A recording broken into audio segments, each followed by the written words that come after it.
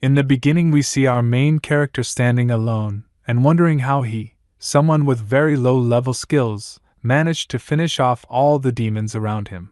We then see the demons who were exterminated by the main character. He managed to do this all while being a mere baggage carrier, and a girl who saw all the carnage he caused asked him if he really did all this by himself. The story then starts properly, as we see a dungeon battle commencing between a guild of warriors and demons. The team of humans include the wizard known as Reptil, a healer by the name of Lawrence, and a warrior by the name of Morgan.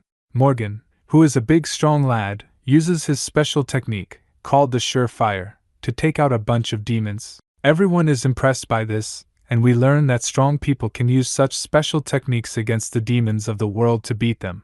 We then see the leader of the team, the swordsman named Leon, come into the fray, and he says that Morgan isn't the only one with a special power move, as he then busts out his own special technique called the Lightning Sword to absolutely obliterate the demons who were fighting them. They are once again impressed by how strong and skilled their leader Leon and his lightning sword skill is. We then learn that all humans are given a God-given special ability when they turn 6 years old, to use in combating demons and help make their lives better. However, not all powers are created equal. Some are way more powerful and useful than others, and the gaining of such power is how many young kids discover how the discrimination works and a hierarchy is formed. Our main character, Ryuk, is one such kid who wasn't really blessed with the best of skills, as his skill basically makes him a porter for others. He has the skill known as baggage carry. We then see Ryuk going towards one of the slain monsters to pick up all the rare items he can. This is basically what his role is in the group. He can't combat the demons with his lackluster ability. However, he can be a supporting force in helping others get good. As he is collecting stuff from the demons, which don't really smell good, the leader, Leon, asks Ryuk to give everyone water. Ryuk quickly follows the order and gives everyone water, and even says that he added extra stuff to make it a lemonade so everyone can refresh after a tough battle. Leon then says that it's very stinky. Ryuk is worried by this statement, but Leon quickly clears it up by saying that the water was fine and that he meant that Ryuk was stinky, and so he should stay away. Ryuk notices that everyone from the group has been kind of rude to him lately, but it's still a fact that it's a big group. The Black Lion of the Wise Eye, as they're called, are an S-tier group, and they specialize in exterminating monsters wherever they head to. Ryuk is proud that he has been a member of the group since they were D-ranked. However, he is not really a proper member of the team. Ryuk ponders about how if his special abilities were slightly better and combat-focused, he would have been more valuable to the squad. His ability, baggage carry, allows him to carry 10 times more than an average person. So, if the average person is able to collect about 1,000 pounds on them, then he will be able to carry 1,000 pounds, which is not a bad thing, but the ability is perfect for that of a supporting member, or an errand boy to say. However, Ryuk is aware of his weaknesses and is willing to move forward and improve himself so that his teammates start seeing him as an actual member rather than an errand boy. Right at that moment, the wizard, Reptil, discovers a super rare item. The item is called the Bag of the Greedy. The item's speciality being that it has a maximum load of 5,000 pounds, and they're all happy about it. Ryuk hears this and immediately goes into stress mode as he realizes that he is now being topped by a bag in his own field, as the bag can carry 5 times more than he can. That is when Leon speaks up. Leon tells Ryuk that he is thankful for a job well done so far. However, they don't require him anymore, so he is out of the job. Ryuk is shocked upon hearing this, as he can't believe that his own teammates are doing this to him. Leon says that he doesn't need weak people like Ryuk on his team, and that all the members already agreed that they'll get rid of him when they get this super rare item. Ryuk then speaks up and says that if Leon is joking, then it's not cool, as this is a serious topic, but Leon kicks him in the leg, which makes Ryuk fall to his knees. Leon says that Ryuk is no longer of any use to them and that from being their luggage carrier, he has become luggage to them, before he kicks Ryuk on the chest and sends him down. Ryuk is deeply hurt by this, and everyone else is finding all of this funny. Ryuk then speaks up again and says that he wants to stay with the team and asks Leon to take him with them. He says that they probably don't understand, but it is really hard managing a large amount of things in a bag, and Ryuk is the quickest at that among them, so they should take him. Leon finds this very annoying and tells Morgan to go and beat up Ryuk. Morgan then goes forward and hits Ryuk with a knee to the gut and beats him up, which takes the wind out of Ryuk, and he goes out of commission. However, Leon says that it's not enough and tells Morgan to take out all the good stuff from his bag, because after all, Ryuk holds no value as a person and all his value is within that bag. As Ryuk lays down from the beatdown, he thinks about the past and how nice Leon used to be. Leon used to take care of him and valued him as an important part of the Black Lion of the Wise Eye. Leon also once said that Ryuk has a very strong ability and a huge potential to become a huge name. Ryuk wonders what happened to that Leon. Back to the normal time, we see that Leon repeats the same line of Ryuk's ability being strong again, but this time, in a mocking manner. Leon says that he remembers when he first said that because of the stupid look on Leon's face. Leon further goes on to say that he had a lot of fun and found it very funny how with just a little bit of kindness, they were able to make Ryuk their own personal slave. This makes Ryuk tear up as he finally understands that he was never a teammate from Leon's side of the affair. We then see that Lawrence the healer noticed a necklace and a pendant around Ryuk's neck and says that it is quite expensive and might make them some money if sold. Ryuk tells them that it is a pass-on from his mother, but it is too late as Leon steps forwards and snatches it away from the neck of Ryuk and takes the necklace for himself, presumably to sell it. Ryuk yells out for them to not take it, but Leon doesn't listen and instead tells Ryuk that if he really finds this so valuable, he needs to get up on his own and fight for it. The anger takes over Ryuk, and he reaches a point of no holding back, and that is when he stands back up and growls in anger, as we see a very strong aura around his body. This surprises everyone, including the man himself, who wonders if he had developed a power, and if this is a hidden ability of baggage carry that gets unlocked when angry. He then decides not to get lost in his thoughts and goes forward to punch Leon on the face. As Ryuk dashes forward towards him, Leon notices that this is different, and as a punch is swung towards him by Ryuk, Leon realizes that Ryuk is quite quick now. However, Leon is too skilled, so he manages to sidestep and kick Ryuk in the head, which knocks out Ryuk. Ryuk then understands that nothing grew inside him and that is still useless. That is when Leon steps on his head and tells Ryuk that he is open to come for them if he wants his mother's belongings, and that he can challenge them to take it back before leaving.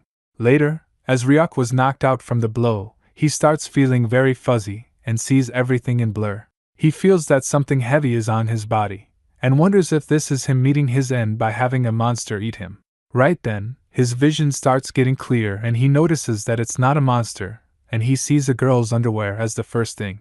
The girl then moves away from Ryuk and understands that what she was sitting on wasn't a cushion. Ryuk instinctively yells out white, referring to the color of the girl's underwear, and the girl calls him a pervert for that. Ryuk then accepts that he will be taken out by this girl and wonders just how shameful it is that he has to go out this way. However, the girl doesn't attack Ryuk. Instead, she offers him a ridiculously huge skewer of dumplings to him. The girl says that Ryuk is not a real pervert, or else he would get angry and try to attack her, and he looks like he is hurt, so she offers him her favorite dumplings, which while not being an official potion, can still help him recuperate lost energy. Later, we see Ryuk consuming that and thinking that the girl is weird for helping her out. He also faces difficulty eating the dumplings as they're kind of chewy. Ryuk then asks the girl if she wants some dumplings, to which the girl denies it, even though she likes it. She says that one should commit themselves to the dumpling and finish it fully. Ryuk finds her talk about dumplings stupid but understands that she is a nice person, or else she wouldn't give her favorite food to a stranger. Ryuk then finishes eating and introduces himself to the girl and asks her why she is there in this dangerous place. The girl says that she came here looking for something.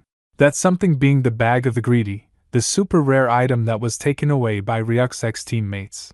Ryuk then tells her that unfortunately, someone had already taken the rare item. The girl then says that it's a shame that it was taken away, and that she is going to leave. Ryuk asks how the girl will leave, as the outer layer of the dungeon has a whole horde of magic demons who are very strong. Ryuk says that it looks like the girl isn't very strong and only got here using the demon repellent potion. However, it will take a lot of potion to safely get out of the dungeon, and Ryuk reckons that the girl must not have that amount on her. Ryuk tells her that if she tries to get out normally, her life will be taken away. The girl says that she knows that, and she is going for that reason only, as she is too upset that the bag for taken away. Just then a lizard-like magic demon appeared behind the girl and tried to attack her with its sharp claws, but Ryuk jumps in to save the girl, and takes portion of the hit from the monster which injured him. The girl is shocked, but Ryuk doesn't waste any time and checks if his bag has anything remaining. He finds some leftover demon repellent potion which his ex-teammates hadn't taken away, and he sprays that onto the demon which stops it. Ryuk says that the monster will be out for about 10 minutes, and they need to figure something out during those 10 minutes. The girl is still surprised that Ryuk saved her, and asks him just why did he save her, and says that if he gets hurt trying to protect her and lose his life, she will be in trouble. Ryuk replies to this by saying that they don't have enough time and tells the girl to inform him about her special ability. The girl hesitates at first, as she thinks that Ryuk will make fun of her lackluster ability, but upon insistence, it is revealed that she has the Amulet Crafter special ability. People with the Amulet Crafter ability can only create amulets. The amulets can give certain types of boosts to people, be that in strength or magic. However, the boost is temporary and one person can't carry more than one amulet, as having more than one cancels out the power.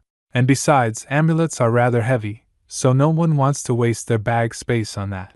Amulets are quite popular among newbies, as they give them a boost for a while. However, that is exactly why it is said that if people depend on amulets, they don't make it back alive. And that is why Amulet Crafters is one of the weakest special abilities. After explaining, the girl is embarrassed, but Ryuk is not having that, as he tells the girl to make him 6 amulets of strength right away. The girl is skeptical as her amulets are weak and one person can't carry more than one anyway, but she did as she was told and Ryuk ends up putting all of the amulets inside his bag. The monster is then back up, and Ryuk fearlessly charges it with the bamboo skewer from the dumplings he ate, which worries the girl, but Ryuk successfully takes out the monster in one blow. This shocks the girl as all 6 of her amulets worked. Ryuk then says that he guessed it right.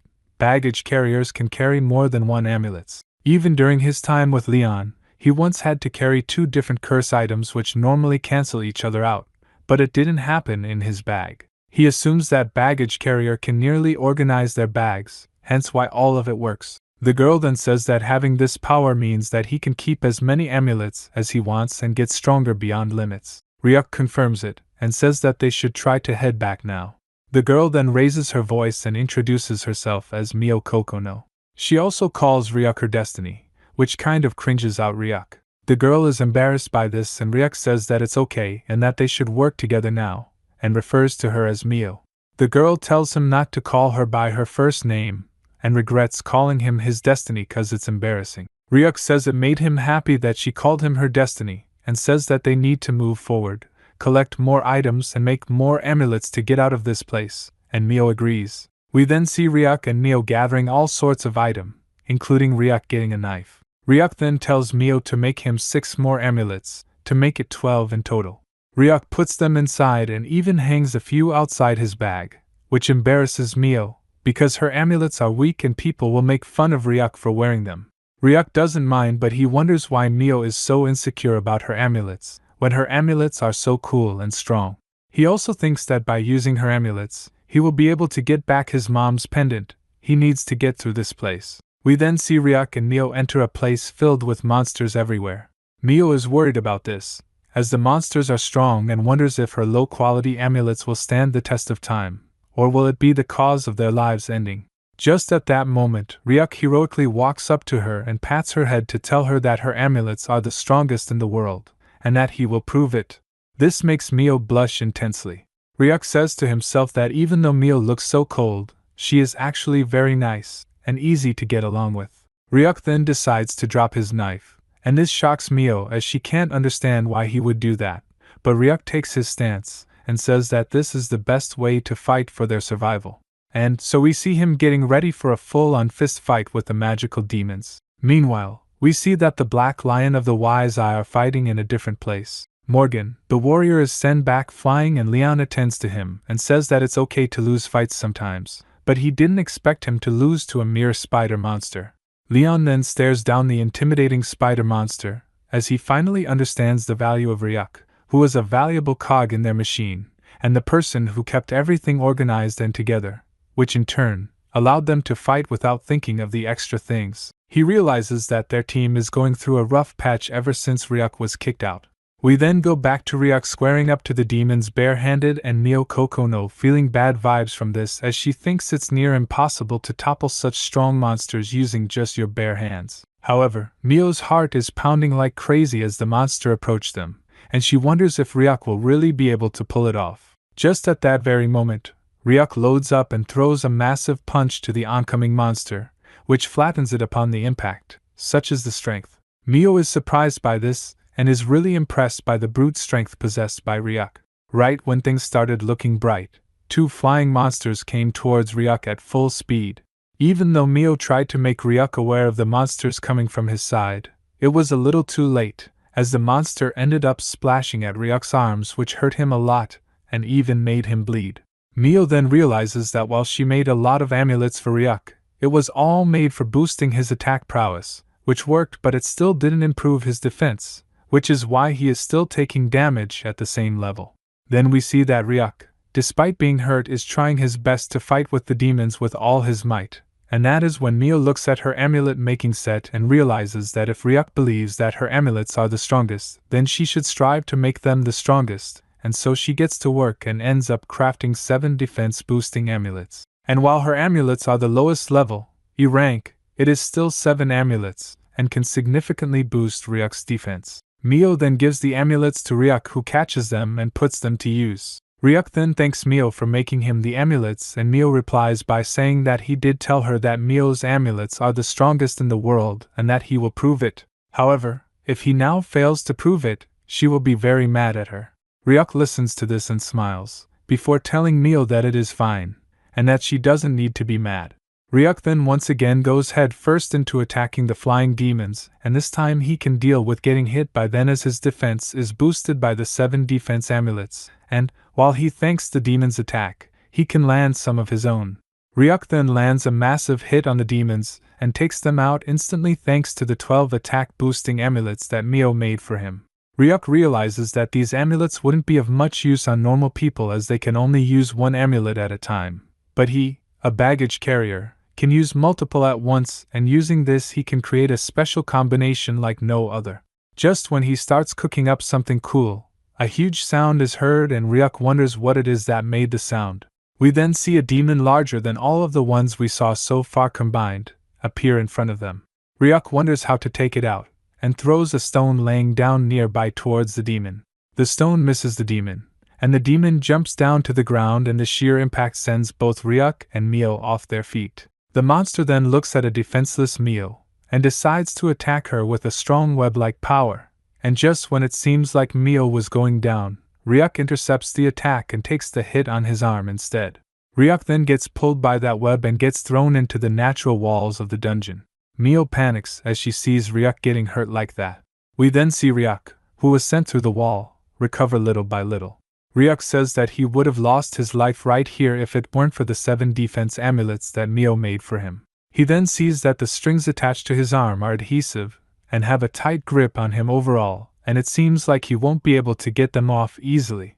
Mio also sees that Ryuk's arm is almost fully covered in Thaw strings. Ryuk then grabs the strings with his other hands, and this decision surprises Mio as she can't understand why he would grab the strings with another hand, as this leaves him with no hands left to fight, and Mio tries to warn him about this. However, Ryuk says that it's fine. Ryuk then decides to put Mio's 12 strength amulets to the test, and he then starts pulling on the strings using all his power. We then see that the trick is working and that the demon is being pulled by Ryuk. Ryuk then uses more of his strength to throw the monster into the wall, just like the monster had previously thrown him. The monster looks like it is out of it, and Mio seriously can't believe how Ryuk managed to defeat the monster with so much ease. She also further adds to this by saying that it looked like the rumored special spider monster, which even grizzled old veteran adventurers can't beat. We then see that Mio Kokono is getting flustered as she says that she thought about giving it all up not too long ago, but thanks to Ryuk, she now has regained belief in her ability as an amulet crafter, and she is grateful to him for that. Ryuk is at a loss for words and doesn't quite know what to say about this, but this ticks off Mio as she expected a reaction. However, we see that the duo move forward in happiness as Ryuk now understands that he can achieve some great things by combining his powers with Mio Kokono. Meanwhile, on the side of the Black Lion of the Wise Eye, We see that Morgan is still fighting the demon while others are resting. We see that Leon is asking others if Morgan is done fighting. Leon then looks at the pendant they had taken from Ryuk, and the wizard Reptile asks Leon that wasn't he supposed to sell it? Why hasn't he done so yet? Ryuk then laughs and says that he has changed his mind. Leon then says that this pendant will be kept as a sign of all the things Ryuk has done for them in a mocking manner. He further adds that this will help them gather extra sympathy and support in general. Reptile and Lawrence laugh as they find it funny how Leon has already figured out a story to tell about the sudden disappearance of Ryuk. We then see Leon getting serious and asking Morgan if he thinks that the strong only shine in the presence of the weak. He then asks Morgan if he is really strong and all that different from Ryuk. If so, why is it taking him so much time? Leon then draws his sword and goes to fight the spider demon on his own. Morgan tries to warn Leon, saying that it is dangerous to fight that monster like this, as it is very strong. Leon doesn't pay attention to this, and lets his overconfidence take over, as he goes forward to slash the demon. The demon survives the slash and uses its fangs to take down Leon along with it. A scuffle then ensues between the two, and all of Leon's partner notices this and goes out to help him, and after using all of their collective super techniques, they manage to beat the spider demon. Leon then doubts the performance from Morgan and asks him if he really performed that way or was it intentional from his side, because he doesn't trust Leon after what happened with Ryuk, and that's why he intentionally didn't finish off the monster, which forced Leon to get into the fight and get hurt. Morgan says that it is not the case at all and that he fought with all of his strength. This statement sends Leon into rage as he yells at Morgan, asking how he could not finish off a mere monster with his full strength. Lawrence then holds back the enraged Leon and makes him understand that they didn't do it on purpose and that they just met a very strong demon out of nowhere. Leon understands and says that he hopes that to be the case because otherwise, he can't defend what Morgan did. It is then that Leon notices his arm, which has a poisonous blight on it. Leon then asks Lawrence to bring the antidote, but he can't quite find it because the bag is big and hard to manage.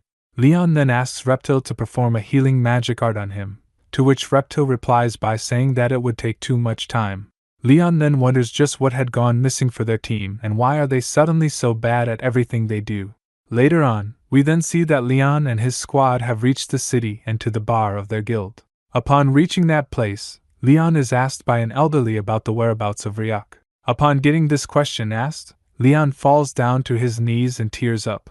Leon shows the pendant of Ryuk and says that's the only thing he could save from Ryuk. He says that Ryuk had run away the moment a large and powerful demon came to attack them. However, as he was running away, the demon had him surrounded, and even though Leon tried with his life to save Ryuk, he just couldn't, and Ryuk passed away at that very moment. Leon then cries and says that only if he was a bit stronger, he could have protected Ryuk.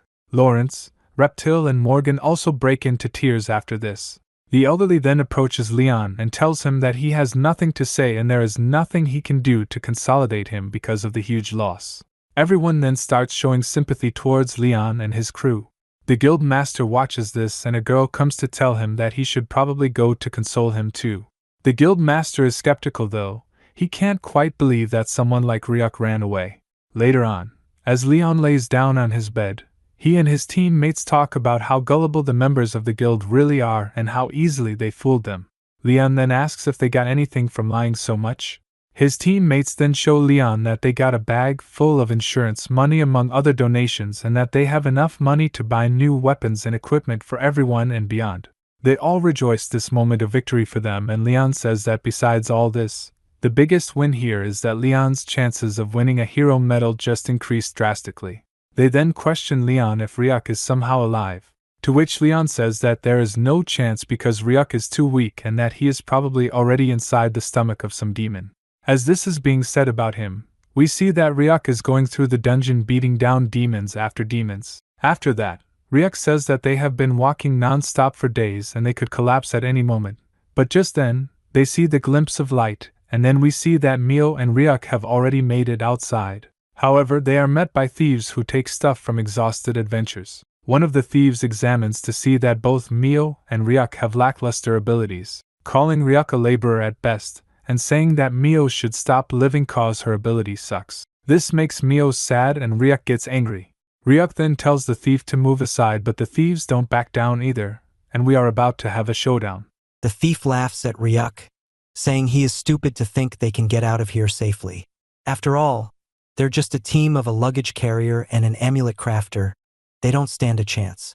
The guy also goes on to make fun of Ryuk carrying a dangling amulet, asking if it was given to him by his mother when he left for adventure. He says that usually adventurers throw these away because they're useless, and wearing these are like announcing to the world that you're an idiot. Pissed off, Ryuk tells the guy to move once again. The guy gets shocked by the way he talks and decides to confront Ryuk over it. Ryuk asks him if he doesn't understand what he means. So, the guy decides to teach Ryuk a lesson on what happens to adventurers who don't know the difference between power levels with his special inherent skill, sword hardening. He swings the giant sword to slash Ryuk in half, but Ryuk just easily catches the sword, breaking it from the handle. The guy is left shocked by the fact that Ryuk just managed to catch it with his bare hands. He couldn't believe how his special skill, which can cut through steel, was blocked by someone like Ryuk. He tried to intimidate Ryuk again by charging at him. Ryuk, in pure rage, crushes the sword blade in his hand and once again tells the guy to move. This stuns the guy as he falls down and makes way, while Ryuk leaves with Mio. As the two of them prepared to go away, the other two thieves were left awestruck by what they had just seen. The old one wondered if Ryuk was using some S-rank enhancement item to get such strength. He decides to use his special skill that allows him to take a look inside someone's bag. Whereas the other thief was ready to use his theft skill to steal the necessary item. However, as the old guy looks into Ryuk's bag, he finds out that it only has a plethora of E-rank amulet items, which are used for attack, defense, and other such prayers to give boosts. This leaves them both dumbfounded, as they can't figure any way for Ryuk to have such powers, as he doesn't have the abilities or items. They try to ponder what is causing Ryuk to gain such power, but Ryuk stares back at them intimidatingly and asks them if they're done. This scares the ever-living crap out of the two guys, as they quickly pack up and run away looking for safety. After scaring them off, Ryuk proceeds to leave again, but just then, the first guy he took down gets back up. He says that even though Ryuk has immense strength, he still won't be able to overcome this by him. He had caught Mio and put a knife on her throat. He threatened Ryuk to submit to him and not try anything funny, or he will end up hurting Mio. However, Ryuk uses the swiftness amulet made by Mio to full use and manages to break the thief's wrists in an instant and saves Mio. The thief finally accepts that there's no way for him to beat Ryuk, so he goes down on his knees, asking for forgiveness. He says he is willing to do anything Ryuk wants him to do and looks to befriend Ryuk. However, Ryuk makes it clear that it is a bit too late to apologize for what has happened. The guy still insists on being forgiven, so Ryuk points out how there's no use in doing that, as Ryuk has already broken both of his wrists. Ryuk and Mio then leave the scene. As they walk, Ryuk asks Mio if she's doing fine and whether or not she got hurt. He also holds her hands firmly and tells Mio to stay close to him, as this place is quite dangerous. Shy, Mio agrees to do as Ryuk suggests. Eventually, the two of them make their way out of the cave and see the outside world for the first time in a while. Ryuk is pleased to see the sun, as it had been over 10 days since he had seen it, and he had thought that he would never get to see the sun again in his life. The scene changes to the Black Lion of the Wise Eyes, who were given a new mission by the royal kingdom. The task was to protect the kingdom soldiers while they fixed the walls from all sorts of monster attacks. Reptile feels like the mission is a bit too easy, but Leon tells her that this is a good opportunity for them to flex their muscles in front of the kingdom. The members of the kingdom subsequently ask Leon about the guy who used to carry their luggage and where he was. Leon informs them that the guy was unable to keep up with them, so they let him go. The kingdom guards were surprised by how weak the guy was. They then tell Leon and his crew to wait for a bit. After about 20 minutes, all of the kingdom guards had assembled for the wall-fixing duty, and Leon's crew had to protect them. Not too long after, a swarm of wyvern monsters came flying towards them, but Leon wasn't scared. He states that they take out monsters like these on a regular basis. So he asks Lawrence to use his skill and subdue the enemy. Lawrence wastes no time and uses his unique skill, the snake eyes. The snake eyes is a special technique which manages to freeze the opponent for a while. The unique skill also left the kingdom guards stuck in their places, and they question what was even happening. Leon told them that they'll be taking care of this, as this is their prey. Meanwhile, Mio and Ryuk had made their way to a eastern city, where they had booked a hotel to stay. There, Mio states that she believes in Ryuk, and that she is willing to stay with him for the journey.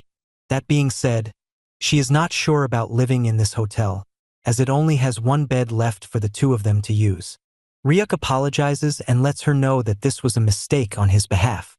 Ryuk feels particularly down about the fact that he failed to book a proper restaurant, as usually this is his strong suit. As the two of them kept worrying about what to do about their awkward scenario, Mio comes up with a suggestion. She says that they should get drunk, that way their minds will open up and they'll be able to come up with a solution. Basically, an idea to get another idea. Ryuk understands that Mio is the type of person who lets the problem find the solution, so he just agrees with her. The two of them then make their way to a bar. Once there, Ryuk says that this is the first time that he has come to a bar for Easterners. Mio hopes that Ryuk likes the taste of the alcohol there, and they're served with alcohol soon after. Mio toasts the drink to them, making a triumphant return, but Ryuk was concentrating on the fact that the glasses were square-shaped there. They both chug it down a bit, and Mio states that the Eastern alcohol goes really well with dango, all while she was eating her giant dango dumplings. Ryuk can't help but stare at her huge dangos, making her say that she won't be sharing it. That being said, the thing he cared about more was that he didn't really know about Mio. So, he wanted to take this opportunity to learn more about his new companion. Ryuk asks Mio why she was wandering around in the dungeon by herself. Mio is a bit hesitant to answer, but because Ryuk asked the question, she is willing to answer. Mio says that it basically stems from the fact that her father was harassed a lot throughout his life. In the place where Mio comes from, it is extremely common for people to bully others over them being weak. They'll write on their walls to leave the country, drop animal carcasses on their doorstep, and burn their storage rooms to bully them. Basically, they do it because they don't want to come across weak people, as they're in fear of the weak people having effect on their own children and grandchildren, to make them weak as well. Ryuk mentions how this way of thinking is quite old-fashioned, but Mio doesn't really blame them for this. After all, skills and abilities are known to be hereditary, so people don't want their loved ones coming across weaker. Ryuk gets her point, but still thinks that is no grounds for someone to bully another person. This is when Mio mentions that her father's abilities were the same as hers, amulet crafter. So, when the time came and she turned 6, it was revealed that Mio was also an amulet crafter by ability. This broke her father, who constantly apologized to her for not being able to pass on a better ability to her. This made Mio more determined to prove to her father that her ability isn't a waste after all. So, she decided to go on an adventure to find someone who would use her amulet coins to great use. With that, she'd be able to prove to everyone that amulet crafting isn't a useless skill after all. Her father saved up some money, and she was able to go to a country where skill-based discrimination was rather low. On her days off, she would set up a shop to sell her amulet. She would get laughed at by people, they would call her items all useless. However, she didn't care because someone actually ended up buying one from her. It was going good until one day, she was approached by the authorities with a blood-stained amulet. They asked her if she had any relation to it, and Mio immediately remembered that this was an amulet that she had sold to someone. Turns out that man had taken that amulet and went to fight against the monsters, where his body was destroyed viciously and he lost his life. Even though the man's passing had no direct relation to Mio, but the fact that he had used her amulet, thought of it as a boost and ended up losing his life really hurt Mio. She went into depression, as she had no idea on what to do next. During this period, she had overheard rumors of there being a special bag in the cave, which ends up giving a boost to the item inside it. This really captivated her, as this would mean that her amulets would become useful. So, she set out on a convoy to find the said bag, hoping to turn her fortunes around. Obviously, she didn't find the bag and it didn't go as planned. But she doesn't regret it at all, because through that, she was able to find Ryuk.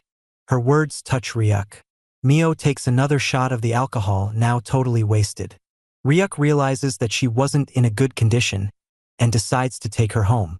She was too intoxicated to walk with help, so Ryuk had to pick her up on his back and carry her. He was slightly distracted by her chest pressing against his back, but Mio praised him for having such a broad back, calling it ideal for a man. Ryuk says that is essential for him because he is a baggage carrier and he must take care of the baggage. Eventually, they reach home, where Ryuk elleries down a drunk Mio. Ryuk decides against sharing the bed with her, as it is against his ideals. He decides to go somewhere else to spend the night.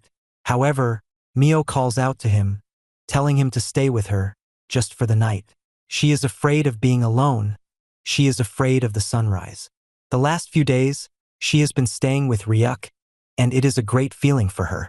So, she doesn't want morning to come, and for her to realize it was all a dream. She holds on to Ryuk from behind, as she begs him not to leave her.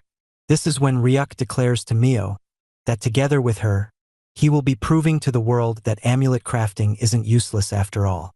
This surprises Mio, as she can't believe that Ryuk is actually going to help her with her dream. Ryuk reassures her that he will indeed help her. It is his goal to help someone. So, he will do that and show everyone that Mio's amulet crafting and his baggage carrying are the two best skills in the world. Meanwhile, we see a strong woman practicing her swordsmanship, hoping to get even better than she is. Sometime later, a young girl searches the forest, looking for Alicia Van Farman, the strongest knight. Eventually, she finds that woman, but she was bathing in the monster's blood. The girl, Kyun, asked Alicia why she was doing that. Alicia pulls Kyun into the blood and tells her that feeling one with the enemy's blood after defeating them only makes one stronger. The story then shifts to Leon's side, who, with his crew, had surprisingly lost the fight against the wyvern monsters. They were being humiliated by the kingdom for being incompetent. Leon couldn't believe how they had lost to such low-level monsters. He tried to make a case for them, saying that this is barely their full strength and that they're capable of a lot more usually. However, the Kingdom Guard who hired them doesn't agree with Leon. He says that this happened because the young baggage carrier had left their side. This made Leon realize that this was happening because of Ryuk, and so it makes him more resentful towards Ryuk. Next up, Ryuk gets ready to take Mio to Rot's skill appraisal center. Ryuk says that the easiest way to show the world that amulet crafting doesn't suck is by becoming adventurers. However, for them to become adventurers officially, they need to get a skill appraisal certification. So, he gets ready to take her to Rot, who is supposedly a grizzled old veteran when it comes to skill appraising. They go to Rot's skill appraisal center, and there they meet a young little girl. Assuming the kid is looking after the place, they ask her to go and ask Rot to show up, because they need their skills to be appraised. The kid tells them that she is Rot herself. This shocks both Mio and Ryuk, as they didn't expect a kid to be Rot. Rot explains that contrary to her childlike appearance, she is actually 25 years old. This blows Ryuk and Mio's mind, but Rot doesn't want to waste time and get started. She asks the kimono-wearing pervert to start off first. The nickname embarrasses Mio, but Ryuk sort of gets it. He thought he was the only one who thought Mio's outfit was a bit too revealing, but turns out he is not. Rot then tells Mio to take her clothes off. Mio doesn't get why she needs to do it, but Rot says it is a part of the procedure. Mio gets topless and bends over for Rot, but she expresses her embarrassment, especially considering Ryuk was in the room, albeit he turned the other way. Rot asks Mio if she likes Ryuk. If so, she can make an accommodation. Mio says that is not the case. Anyway, Rot proceeds with her skill appraising procedure. She chants out a few spells and forms a circle on Mio's back. This releases a lot of energy, and through analyzing that, Rot comes to know that Mio is an amulet crafter. Not only that, she has recently gained 2 new skills, Mass Production and Amulet Crafter Level 2. Mass Production allows Mio to craft multiple amulets at once, whereas Amulet Crafter Level 2 allows her to make new kind of amulets. Mio is confused about what she means by making new amulets. After all, she had tried to level up her skills so many times in the past, but never managed to do so. Rot, unfiltered, tells Mio that maybe it is because the way she had been trying so far has been wrong, which is why she has failed to make progress. Her blunt answers ticks off Ryuk, who feels she is quite rude.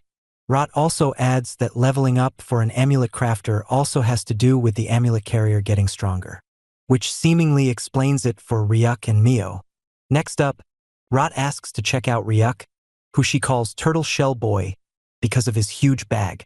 Ryuk takes his shirt off and reveals his back to Rot, who licks her lips.